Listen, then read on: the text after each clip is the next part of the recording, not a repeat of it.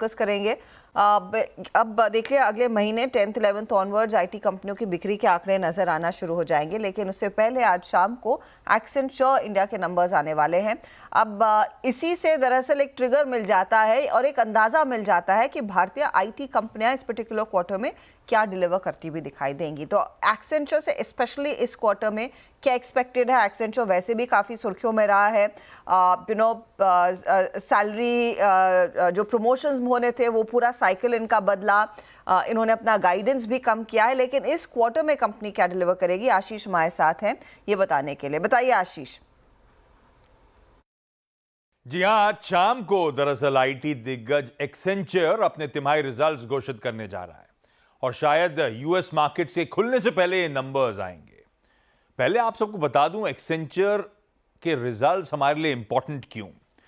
बहुत similar business model है जैसे हमारे आईटी दिग्गजों का है।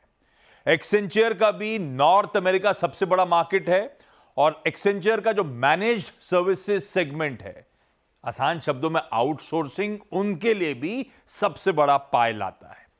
तो एक्सेंचर के नंबर्स दरअसल देखकर हमारे यहां आईटी के नंबर्स प्रिडिक्ट किए जाते हैं, क्योंकि वो अनुमान दे देता है हालात को लेकर। अपकमिंग परफॉर्मेंस इंडियन आईटी की आइडिया लगने लगता है। पहले Q3 के नंबर्स, क्योंकि पिछली बार जब नंबर्स आए थे एक्सेंचर के तो थोड़ा सा स्लाइट डिसअपॉइंटमेंट था, उम्मीदों पे खरे नहीं उतरे थे, लार्जली इनलाइन से थोड़े से फीके रिजल्ट्स थे और एक्सेंचर ने अपनी गाइडेंस को नैरो डाउन करा था। पर ध्यान रखिए, जब रिजल्ट्स आए थे लास्ट टाइम तो एक सबसे इंपॉर्टेंट हाईलाइट थी, नई बुकिंग्स बढ़ के $21 बिलियन के पार पहुंची थी। साल दर साल 22% का उछाल था। उसमें कंसल्टिंग बिजनेस में अच्छी ग्रोथ थी। ये जो मैनेज सर्विसेज की बुकिंग थी रिकॉर्ड हाईएस्ट लेवल पे आके खड़ी हुई थी। तो ऐसे में आज शाम को जब Q4 के नंबर्स आएंगे, गाइडेंस दिया हुआ ऑलरेडी आय का 16 बिलियन से $16.5 बिलियन के आसपास का, और एनालिस्ट एक्सपेक्ट करते हैं उसी के बीच में शायद ये इस बार अपना परफॉर्मेंस डिलीवर करता हुआ नजर आए। वैसे एक बात ध्यान रखिएगा, एक्सेंचर लार्जली जाना जाता है एक्सपेक्टेशन से बेहतर परफॉर्म करने के लिए। पिछली बार Q3 के नंबर्स जब गड़बड़ाए थे तो दरअसल 3 सालों में ऐसा कभी नहीं हुआ था। पिछला क्वार्टर लेकिन सरप्राइजिंगली थोड़ा सा फीका रह गया था और पिछली बार के रिजल्ट्स में एक बड़ा पॉजिटिव रीड थ्रू था मैनेजमेंट की कमेंट्री। वो कह रहे थे कंसल्टिंग Q4 में वापस ग्रोथ में लौटेगी और बुकिंग्स टू रेवेन्यू कन्वर्जन अब हालात इंप्रूव हो रहे हैं, ग्रेजुअली इंप्रूव हो रहा है, और ये दोनों इंक्रीमेंटल पॉजिटिव थे इंडियन आईटी के लिए। एक्सेंचर ने जब 20 जून को अपने रिजल्ट्स घोषित कर रहे थे, खराब नंबर्स घोषित कर रहे थे, तब से अब तक वो स्टॉक ऑलरेडी 10% उछल चुका है। और इवन यूएस में जो एनालिस्ट एक्सेंचर को ट्रैक करते हैं ज्यादातर सब बुलिश हैं। 9 की बाय की कॉल है, 8 एनालिस्ट होल्ड कॉल के साथ हैं, कोई सेल रिकमेंडेशन इस काउंटर पे नहीं दे रहा है। तो फिंगर्स क्रॉस्ड, शायद आज शाम को जब रिजल्ट्स आएंगे कुछ ना कुछ अच्छा ही होगा। बिल्कुल। अच्छा, मीनवाइल निफ्टी हर्षदा इस बीच में 26,150 हिट करने वाला है और जो मैं बार बार बात कह रहा था ना कि तैयार हो जाइए एक बहुत ही शानदार एक्सपायरी के लिए, और वो जो 26,100 की कॉल थी, अब वो जो 60 रुपये की कॉल थी अब वो आ गई है 80 रुपये पर। मेरे ख्याल से असली अब यहाँ पे जो लेवल टू वॉच है, वैसे ब्लू स्काई रेट में तो हम ट्रेड कर ही रहे हैं, बात करते करते 26,155, ये वही पिछली थर्सडे वाला मूव शुरू हो गया मेरे ख्याल से। और अगर आपने 26,200 क्रॉस करना शुरू किया तो मुझे हैरानी नहीं होगी आज की आज ही आप 26,250, 26,300 भी हिट कर दे, क्योंकि ये मार्केट उस तरीके का है। और पिछले आई थिंक 2 थर्सडे पहले हुआ, फिर पिछले फ्राइडे को हुआ, और अब आज ये, अब देखिए बात करते करते 26,170, ये आई थिंक डेजा वू आ रहा है ना, ये वही डेजा वू है जो हमने एग्जैक्टली 2 हफ्ते पहले बात की थी। बैंक निफ्टी लेकर आइए, बैंक निफ्टी अभी 54,250 क्रॉस किया था, अभी एकदम से 54,300 क्रॉस कर लिया इसने, और निफ्टी 25,165 पर। अब एक बार वापस देखते हैं वो कॉल 60 वाली जो 80 हुई अब कहाँ पर आ गई एक बार, आई थिंक मेरे ख्याल से अब 100 क्रॉस कर गई होगी। ये देखिए हर्षदा, सेकंडों में 60 वाली कॉल 105 रुपये हुई आपकी आंखों के सामने स्क्रीन पर। इनफैक्ट प्रोड्यूसर साहब कह रहे हैं कि 112 तक गई है और उसके बाद 103। अनुज, मार्केट के टेक्सचर पर एक बहुत बड़ा थम्स अप है, अब क्योंकि लोग बिल्कुल पहले होता था कि थोड़ा सा लोग संकोच करते थे कि क्या इस तरह का ट्रेड पैसे बनाकर देगा या नहीं। ये पिछले 2 हफ्तों से हमने देखा है बेझिझक एक्शन लिया जाता है और वो एग्रेसिव लॉन्ग की पोजीशन कैरी की जाती है। हर्षदा, इस मार्केट में ना पैसा बनाया उन्होंने जिन्होंने ऑल इन किया है इस मार्केट में। मतलब आपको अगर एक कॉन्फिडेंस था कि ये मार्केट चलेगा और आपने सिर्फ और सिर्फ स्टॉप लॉस लगाया है।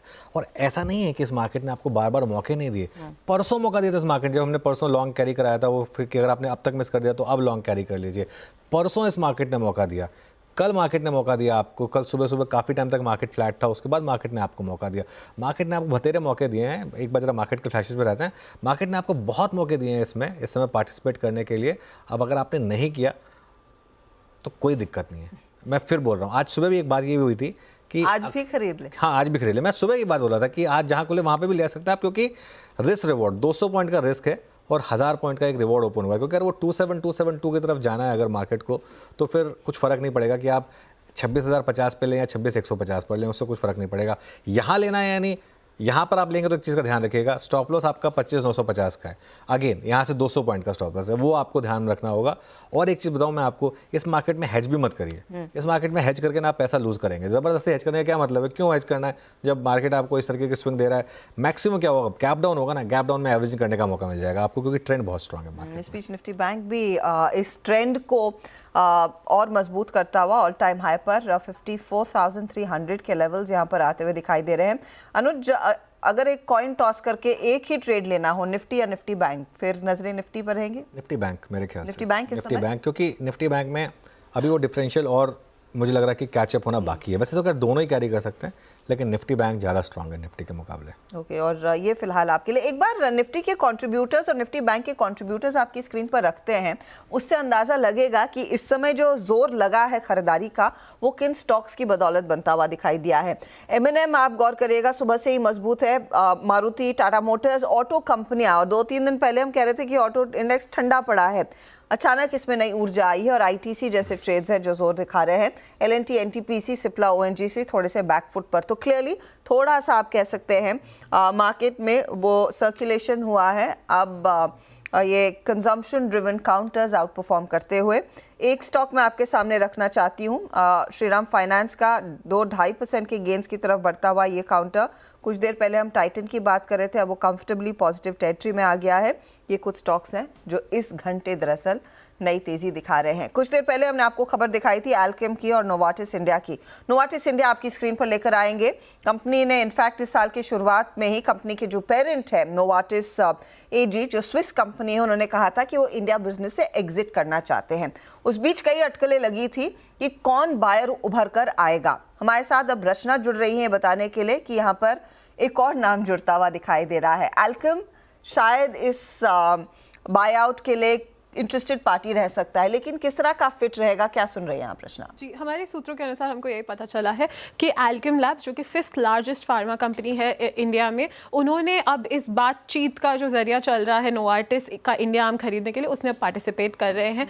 क्योंकि एक M&A डील में काफ़ी राउंड्स होते हैं, तो पहला राउंड हो चुका है, नॉन बाइंडिंग बिड्स सबमिट हो चुकी है और उसमें एक नाम अल्केम का भी जुड़ चुका है इस बारी। अब अल्केम की अगर हम बात करें तो उनके पास तकरीबन 3,500 करोड़ रुपए है उनके कैश ऑन बुक्स में, और ये डील का वैल्यू एक्सपेक्टेड है to be around 2,000 crore rupees. अब नोवार्टिस AG, जो कि स्विस पेरेंट है नोवार्टिस इंडिया का, उन्होंने यही साल अपना इंटेंशन क्लियर किया था, अपना इरादा बताया था कि उन्हें अपना इंडिया शेयर बेचना है नोवार्टिस इंडिया में, जो कि तकरीबन 71% तक आता है। और अब एक नाम जो जुड़ा है वो है अल्केम लैब्स, बट उसके अलावा डॉक्टर रेड्डीज और जाइडस भी हैं इस रेस में।